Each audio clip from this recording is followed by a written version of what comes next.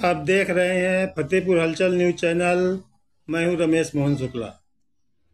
मुझे विश्वास है आज का आपका दिन अभी तक का शुभ रहा होगा। आप स्वस्थ होंगे, सानंद होंगे और प्रसन्न होंगे। आज महाशिवरात्रि है। प्रयागराज कुंभ का आज अंतिम अमृत स्नान भी है।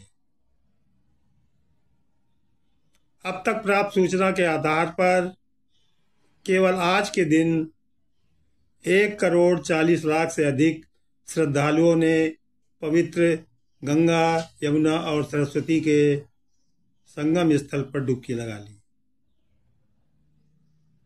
इस तरह 13 जनवरी 2025 से प्रारंभ हुआ ये कुंभ आज 45वें दिन में 66 करोड़ से ज्यादा स्नानार्थियों के पहुंचने का गवाह बना। इस प्रयागराज कुंभ ने अब तक के भीड़ के सारे कीर्तिमानों को ध्वस्त कर दिया।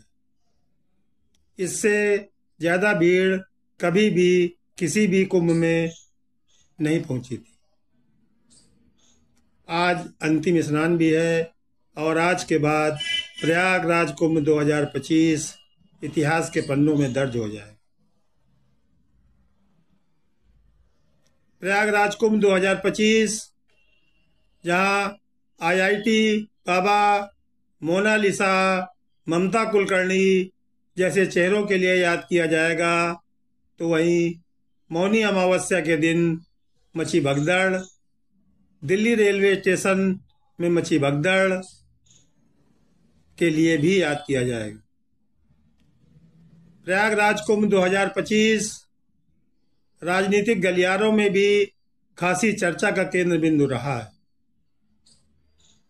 तमाम तरह के आरोप प्रत्यारोपों के बीच इन 45 दिनों में और खासतौर से 19 जनवरी के बाद से ये प्रयागराज का कुंभ राजनीतिक क्षेत्रों में खासी चर्चा का केंद्र बिंदु रहा। लोकसभा से लेकर राज्यसभा और विधानसभा से लेकर विधान परिषद तक इसमें इसके संबंध में, इसकी व्यवस्थाओं अव्यवस्थाओं के बारे में पक्ष प्रतिपक्ष में काफी चर्चाएं हुई। आज के बाद ये सारे किस्से इतिहास में दर्ज हो जाएंगे।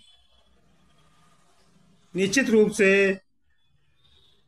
इन 45 दिनों में प्रयागराज कुंभ में पहुंची भीड़ ने ये दर्शा दिया है कि सनातन श्रद्धा निरंतर बढ़ रही है और इसके लिए जहां वर्तमान प्रदेश सरकार और केंद्र सरकार का प्रचार तंत्र भी उत्तरदायी है, वहीं इसके आलोचक भी कहीं न कहीं से इसकी ख्याति के लिए प्रेरणा बने। साथियों, कुंभ हमारी सनातन संस्कृति का एक महत्वपूर्ण अंग है। शास्त्रों में वर्णित घटनाओं के आधार पर सतयुग में देवता और दानवों के बीच हुए समुद्र मंथन से निकले अमृत कुंभ की तरह अमृत कुंभ में से अमृत के बंटवारे के लिए दैत्यों और देवताओं में हुए संघर्ष के फलस्वरूप जिन 4 स्थानों पर अमृत कुंभ से अमृत की बूंदें छलकी, वहां पर प्रत्येक 12 वर्ष में कुंभ का आयोजन किया जाता है। वैसे तो उज्जैन, नासिक और हरिद्वार में भी कुंभ होते हैं, लेकिन प्रयागराज के कुंभ की महिमा कुछ विशेष होती है। 1954 से लेकर जब जवाहरलाल नेहरू प्रधानमंत्री थे और उनके कुंभ स्नान के समय जो भगदड़ हुई थी और उसमें जो 550 से अधिक लोग मारे गए थे, तब से लेकर अब तक के सारे कुंभ जो प्रयागराज में हुए या हरिद्वार में हुए, वो किसी न किसी घटना के कारण विवादों के केंद्र बिंदु में रहे। लेकिन तमाम घटनाओं, तमाम प्रतिक्रियाओं तमाम विपक्षियों के आरोपों के बाद भी देशवासियों की श्रद्धा में कोई कमी नहीं आई और उसका गवाह प्रयागराज कुंभ 2025 का आयोजन बना, जहां 66 करोड़ से ज्यादा लोग अब तक स्नान कर चुके हैं। 66 करोड़ की संख्या बहुत बड़ी होती है। ये जाने कितने यूरोपीय, अमेरिकी और इस्लामिक देशों की कुल जनसंख्या से भी अधिक की जनसंख्या है। प्रयागराज कुंभ में न केवल देशवासियों ने आसाम से पुरी तक, जम्मू से कन्याकुमारी तक के लोगों को एक में जोड़ा है। ये एकता का भी एक प्रतीक बना।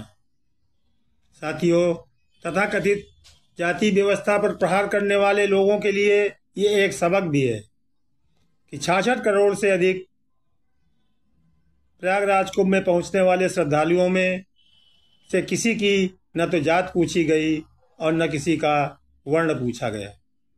सभी ने एक तरीके से एक ही घाट पर समान रूप से श्रद्धा की डुबकी लगाई और इस बात के साक्षी बने कि सनातन संस्कृति को न अभी आँच है, न कभी आँच थी और न कभी आँच होगी।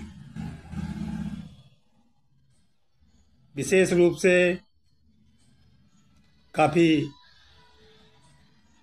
विवाद इस महाकुंभ में देखने को मिले। राजनीतिक गलियारों में भी निरंतर इस पर चर्चा होती रही, वार प्रतिवार होते रहे, लेकिन जो सबसे महत्वपूर्ण बात थी, जो चर्चा का केंद्र बनी और आज भी बनी हुई है और संभवतः आने वाले दिनों में भी बनी रहेगी, वो है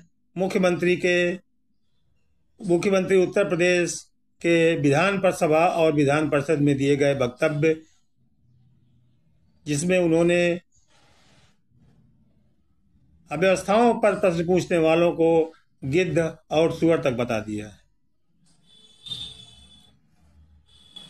इस घटना से, उनके इस कथन के बाद महाकुंभ प्रयागराज 2025 रामायण, महाभारत, मुगल काल के सभी पात्रों को लेकर के चर्चा में रहा। जहाँ एक दातून बेचने वाले की भी चर्चा हुई, तो वहीं एक माला बेचने वाली मोनालिसा की भी, और अभिनेत्री से महामंडलेश्वर बनी ममता कुलकर्णी की, तो IIT बॉम्बे से निकले एक छात्र के संत बनने की भी चर्चा रही। कई कारणों से ये कुंभ ऐतिहासिक था और अब आज के बाद इतिहास के पन्नों में दर्ज हो जाएगा। जय सनातन, जय माँ गंगे, जय भोलेनाथ, जय हिंद।